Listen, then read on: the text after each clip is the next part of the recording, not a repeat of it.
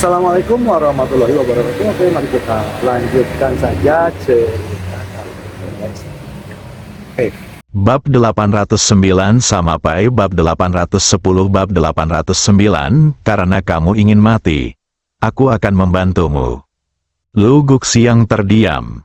Ayah baptis, tolong angkat bicara, kembalikan posisi wanita ini sebagai ketua kepadaku dan suruh dia keluar.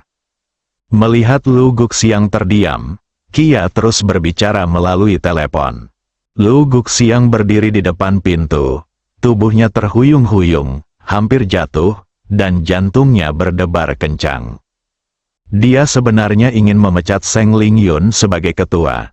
Bukankah ini karena dia ingin kehilangan posisinya sebagai penatua? Keringat dingin tiba-tiba mengalir di punggungnya, dan dia tidak bisa menahan diri untuk tidak menggigil. Dia dengan cepat berjalan menuju kerumunan. Lu Guxiang, apakah kamu mendengar apa yang baru saja aku katakan? Seng Lingyun tidak tahu dan terus bertanya dengan marah melalui telepon. Dokter Seng, saya mendengarnya. Suara Lu Guxiang sudah terdengar di pintu. Semua orang melihatnya. Ayah baptis, alangkah baiknya jika Anda ada di sini. Pecat wanita ini secepatnya dan minta dia keluar dari posisinya sebagai ketua. Kia meraung marah pada Lu Guxiang. Lu Guxiang merasakan tekanan darahnya meningkat dengan cepat. Kedua alis putihnya seperti dua pedang tajam. Tapi mereka tidak melihat ke arah Seng Lingyun, tapi ke arah Kia. Kia gemetar, berpikir untuk membunuh Zhang Yuanyuan, dan menatap Lu Guxiang. Ayah baptis, kamu. Patah, Lu Guxiang mengangkat tangannya dan menamparkan Kia. Kia melangkah mundur, dengan ketakutan dan jeritan di wajahnya, menatap Lu Guxiang. Ayah baptis, kamu, bagaimana kamu memukulku?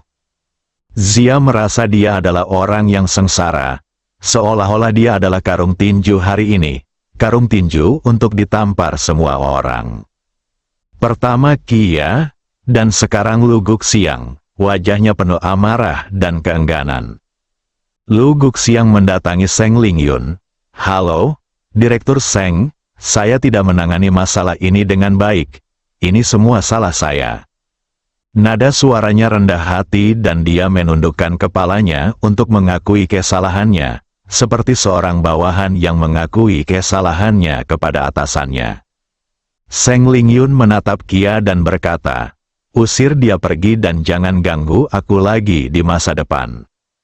Setelah mengatakan itu, dia melambaikan tangannya dengan tidak sabar, menunjukkan rasa jijik. Lu Guxiang tidak berani membantah dan langsung mengangguk. Kia sudah bangun dari pemukulan. Ayah baptis, saya putrimu Kia. Diam, keluar dari sini. Mengapa Lu Guxiang peduli dengan identitas Kia saat ini? Tidak ada seorang pun yang lebih penting daripada hidup Anda sendiri. Meskipun dia tidak mengetahui hubungan antara Seng Lingyun dan Xiao Hongyan. Jika Xiao Hongyan secara pribadi menerima nasibnya dan menyinggung perasaannya, bukankah dia ingin mati? Saya tercengang saat itu juga, bingung. Dia adalah seorang wanita yang mungkin sedang mengandung anak Lu Chaojun, yang merupakan cucu Lu Guxiang. Kenapa dia tidak memiliki status seperti itu di mata Lu Guxiang? Apakah kamu masih ingin aku menyeretmu keluar? Lu Guxiang terus bertanya dengan marah. Kia tertegun dan tidak menjawab. Lu Guxiang hendak melangkah maju untuk mengambil tindakan. Ketika tiba-tiba seorang pemuda kekar dan berotot berdiri di antara kerumunan. Ayah baptis macam apa kamu? Bersikap kasar kepada putri baptismu hanya untuk menjilat orang lain benar-benar tidak baik. Bukan manusia. Suaranya keras dan penuh penghinaan. Lu Guxiang berhenti dan menatap pemuda itu. Pemuda itu menjadi semakin arogan. Katakan padamu, aku, Cao Ping, menyampaikan kata-kataku di sini hari ini. Jika ada yang berani mempermalukan Zia, mereka akan mempermalukanku. Ledakan, setelah Cao Ping selesai berbicara, Semua orang di tempat kejadian berada dalam kekacauan. Banyak orang tidak bisa menahan diri untuk mundur 2 langkah, dengan ekspresi ngeri di wajah mereka dan bahkan ekspresi kagum di mata mereka. Bukankah ini tuan muda dari pemimpin aliansi seni bela diri kota Ningjiang? Itu dia, ku dengar dia adalah pemimpin di antara generasi muda Liga Seni Bela Diri. Dia mengejar Zia, tapi dia tidak menyangka akan berani berdiri saat ini. Dia benar-benar sangat jantan. Diskusi, sanjungan, pujian, satu demi satu.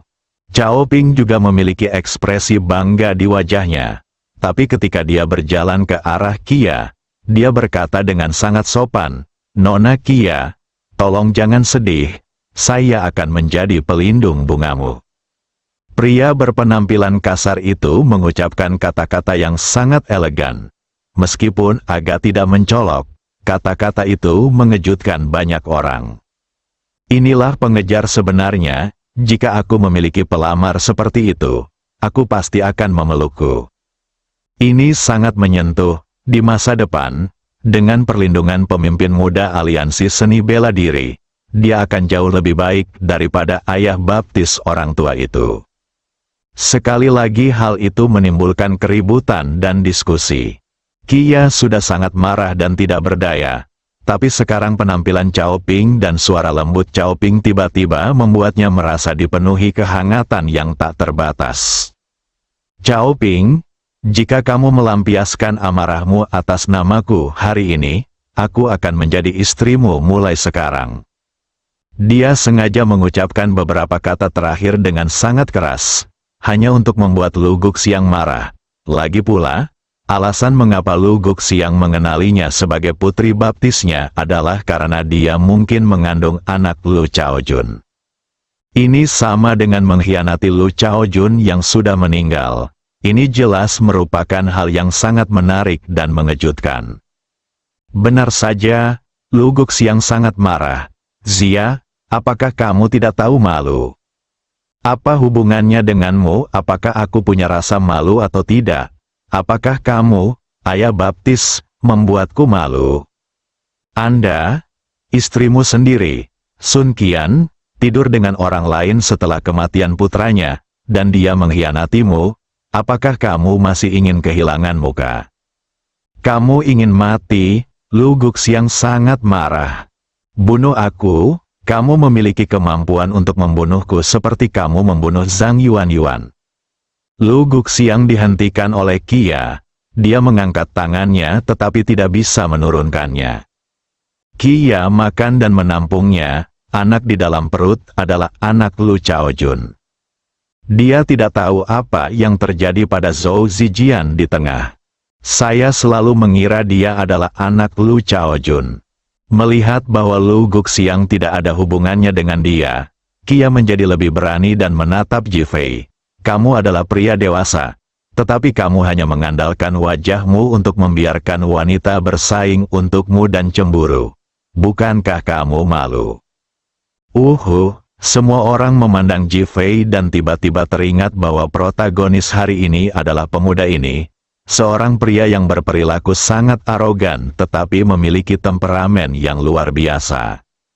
Hanya temperamennya sangat cocok untuk menjadi anak laki-laki yang cantik. Terutama Seng Lingyun yang tidak marah ketika terstimulasi oleh perkataan Li Ruoxi, bahkan membantu Li Ruoxi berbicara, menunjukkan sepenuhnya bahwa Jifei adalah pria yang mengandalkan wanita untuk bertahan hidup. Cao Ping menjadi lebih arogan dan mengambil langkah ke arah Jifei. "Nak, jika kamu laki-laki, jangan bersembunyi di balik wanita, jangan mengandalkan wanita untuk pamer di sini." Ingin memprovokasi Liu Fei untuk mengambil tindakan. Namun, Jifei tidak berbicara, tetapi mengambil sepotong spare rib, memasukkannya ke dalam mulutnya dan memakannya perlahan, makan dengan sangat hati-hati dan serius, seolah kata-kata Cao Ping lebih buruk daripada kentut. Wajah Cao Ping menjadi gelap. Beberapa orang yang menyukai Cao Ping tidak tahan lagi. "Nak, biarpun kamu ingin pamer, kamu harus mencari pasangan yang cocok. Apa kamu ingin cepat mati dengan berpura-pura keren dengan Tuan Cao? Menurutku dia tidak tahu cara mati, dia ingin cepat mati. Tuan Cao, jangan ragu, naik saja dan bunuh dia, kami mendukungmu. Semua orang marah pada Ji Fei dan menyemangati Cao Ping. Ada rasa dingin di sudut mulut Cao Ping. Karena kamu ingin mati, aku akan mewujudkannya untukmu. Dengan suara mendesing, tubuh itu melompat keluar dari udara. Bab 810 Pembunuhan. Kapan pria paling menarik? Saat itulah kamu paling menawan saat sedang melindungi seorang wanita. Saat itulah kamu adalah titisan sang pelindung bunga. Dan apa yang dilakukan pria ketika dia akhirnya menawan? Yaitu membuat wanita tersenyum, apalagi dengan memukuli sampai mati orang-orang yang dibenci wanita, agar wanita bisa tertawa lebih bahagia. Saat ini, Cao Ping punya ide ini. Pada saat ini, Cao Ping sedang memikirkan ide ini. Niatnya sangat sederhana, yaitu mengalahkan Ji Fei, mempermalukan menantu cantik ini dengan kejam, mempermalukannya dengan baik, lalu membiarkannya mati. Ini tidak hanya akan memenangkan hati seorang wanita, tetapi juga membuatnya terlihat lebih tinggi. Tentu saja, dia juga punya ide yang lebih gila. Miliki Li Ruoxi, jika Kia adalah satu dari sejuta kecantikan yang membuat hati orang berdebar-debar, maka Li Ruoxi adalah dewi satu dari sejuta. Hanya dengan melihatnya saja sudah membuat jantungnya berdebar kencang. Bagaimana dia bisa rela melewatkan keindahan seperti itu? Tentu saja, kita harus bekerja lebih keras untuk mencapai tujuan membunuh dua burung dengan satu batu. Di matanya, dia menggunakan kekuatannya sendiri untuk membunuh Ji Fei dengan mudah. Dia sudah sangat membenci Ji Fei di dalam hatinya, sehingga tindakannya menjadi lebih kejam dan ganas. Wow, gerakan Tuan Muda Cao sangat keren. Beberapa wanita nimfomaniak sudah memberikan pujian. Tubuh Cao Ping berputar di udara dan menendang kaki kanannya ke arah kepala Ji Fei, berharap bisa mengenai kepala Ji Fei secara langsung. Meski kejam, itu sangat keren. Namun Ji Fei meludah dengan jijik pada Cao Ping yang terbang, dan kemudian melihat cahaya putih terbang menuju Cao Ping. Cao Ping tertegun sejenak saat dia berada di udara. Dia ingin menghindarinya, tapi sudah terlambat. Tepat ketika kakinya kurang dari setengah meter dari Ji Fei, Cao Ping merasakan hidungnya sakit, dan kemudian rasa sakit yang membakar menimpanya, dan tubuh depannya tiba-tiba mundur. Itu benar, tepatnya, ia harus terbang mundur. Dia sebenarnya terbang ke arah yang berlawanan di udara. Satu-satunya yang dia temui adalah sepotong tulang rusuk yang dimuntahkan oleh Ji Fei. Ah, tubuh Cao Ping menjerit di udara, dan kemudian darah berceceran di udara. Ah, kerumunan yang baru saja mendekat untuk menjilat Cao Ping berteriak dan berpencar ke segala arah. Berdebar, Cao Ping terjatuh dengan keras ke tanah. Aduh, dia berteriak dengan sedih. Namun, Cao Ping mengabaikan rasa sakit yang membakar di pantat dan punggungnya dan dengan cepat mengangkat tangannya untuk menutupi hidungnya. Hasil ada darah lengket di tangannya, patah. Suara benda jatuh dari langit pun terdengar. Semua orang memandangnya, dan satu hidungnya jatuh ke tanah. Yang terlihat di bawah hidung adalah tulang putih. Tapi itu bukan tulang hidung, tapi... Iga, mendesis. Semua orang tersentak dan melihat ke arah Ji Fei. Mereka baru saja melihatnya menggigit iga babi. Ah, hidungku, Cao Ping menjerit. Wajahnya penuh kesakitan dan kemarahan, dan dia dengan cepat mengulurkan tangan untuk mengambil hidungnya dari tanah. Pada saat ini, semua orang melihat hidung Cao Ping telah hilang, dan hanya tulang berdarah yang terlihat, seolah-olah seseorang telah memotongnya dengan pisau. Sangat tajam, sungguh mengerikan, sungguh berlebihan. Tapi itulah kenyataannya, Banyak orang yang awalnya menyukai Cao Ping mundur, bahkan takut mereka akan berlumuran darah, dan menatap Ji Fei dengan ketakutan di mata mereka. Li Ruoxi, yang baru saja melihat Cao Ping menyerang Ji Fei dan sedikit khawatir, sekarang benar-benar santai, dengan ekspresi bahagia di wajahnya. Mata Seng Lingyun penuh dengan kerumitan, ini pria yang luar biasa. Inilah definisinya tentang Ji Fei. Tidak peduli berapa banyak kesalahpahaman dan kemarahan yang ada, tidak ada yang bisa berubah. Bahkan Huo Lei terus mengerutkan kening dan menatap Ji Fei, ingin tahu lebih banyak tentang pria ini. Aku ingin membalas dendam. Cao Ping sudah tenang sekarang. Namun, itu bukanlah ketenangan setelah benar-benar tenang, melainkan kemarahan, melainkan raungan. Dia mengeluarkan ponselnya dan segera memutar nomor tersebut, dan segera terhubung. Ayah, saya sedang menghadiri jamuan makan di ruang perjamuan Hotel Ningjiang dan terluka.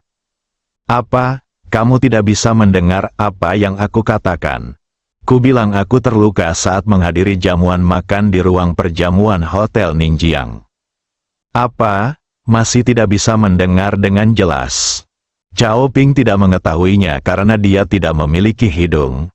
Pengucapannya telah berubah, dan ayahnya Cao Dezang di sisi lain tidak memahaminya sama sekali. Akhirnya saya menutup telepon, mengirim pesan ke ayah saya, dan mengambil foto selfie untuk dikirim. Itu berlumuran darah dan tampak menakutkan. Dia penuh harapan dan percaya bahwa ayahnya pasti akan datang untuk membalaskan dendamnya. Nak, jangan lari, tunggu saja sampai mati. Cao Ping, yang wajahnya berlumuran darah, menatap Ji Fei dengan galak dan berteriak. Seng Lingyun hendak mengusirnya, tapi Ji Fei melambaikan tangannya untuk menghentikannya. Biarkan dia tetap di sini. Yang menarik baginya adalah identitas aliansi seni bela diri Cao Ping. Melihat Ji Fei jarang mengucapkan sepatah kata pun, Seng Lingyun berhenti mengusirnya. Ji Fei terus makan, seolah semua yang ada di depannya tidak ada hubungannya dengan dia, apalagi orang yang dia sakiti. Kia sudah membenci Ji Fei di dalam hatinya, tapi memikirkan latar belakang Cao Ping dan menelepon seseorang. Dia segera menekan rasa takutnya akan Cao Ping terluka dan mengambil inisiatif untuk melangkah maju dan membantu Cao Ping berdiri. Tuan Cao, apa kabar? Mata Cao Ping hampir terbakar saat dia menatap Ji Fei. Nak, tunggu apa lagi? Aku akan membuatmu menyesal. Ji Fei mengabaikan kata-kata kasar Cao Ping, mengangkat tangannya dan menepuk tempat lain di sampingnya, memandang Seng Lingyun, duduk dan makan. Li Ruoxi melihat Ji Fei tenang, dan dia juga tenang. Dia makan malam dengan Ji Fei, dan sepertinya tidak terjadi apa-apa. Melihat Ji Fei tidak ingin pergi, Seng Lingyun hanya bisa melihat kekerumunan dan berkata, sama-sama. Cao Ping masih di sana seperti udara, dan para tamu di tempat kejadian semuanya tercengang. Mereka semua ketakutan. Siapa yang berani bersikap santai? Mereka saling memandang, masih tidak bergerak. Seng Lingyun tidak punya pilihan selain berjalan ke arah Ji Fei dan duduk. Ji Fei masih makan sendiri, dan bahkan melihat ke arah Cao Ping, yang wajahnya berlumuran darah dan terlihat sangat ganas. Makanannya tampak lebih enak dan nikmat. Hal ini membuat Cao Ping sangat marah dan sedih. Dia mengepalkan tangannya, menunggu ayahnya datang dan membantunya melampiaskan amarahnya. Ji Fei mengambil gelas anggur dan ingin minum, tetapi tiba-tiba menemukan bahwa gelas anggur itu kosong. Saat dia hendak memanggil pelayan, sepasang tangan putih dan giok seorang wanita di belakangnya telah menyerahkan gelas anggur. Ji Fei sangat santai. Dia mengambil gelas anggur dan hendak minum. Tiba-tiba, cahaya putih melintas di depan matanya, dan pisau tajam ditusukkan ke tenggorokannya. Itu terjadi secara tiba-tiba dan tidak ada yang menyadarinya. Sayang, hati-hati, Saat dia melihat dengan jelas, Li Ruosi di sebelahnya adalah orang pertama yang berteriak, dan dia mengulurkan tangan untuk menariknya, tapi sia-sia. Bai Mang semakin dekat ke leher Ji Fei. Ketika dia tidak bisa melihat lebih dari 3 cm, Ji Fei tiba-tiba menendang tanah dengan kedua kakinya dipindahkan kembali. Arah pisau tajamnya tetap tidak berubah dan terus memotong ke arah tenggorokannya. Seringai muncul di bibir Ji Fei, dan tangannya sudah menunjuk ke arah perut wanita itu. Bersambung.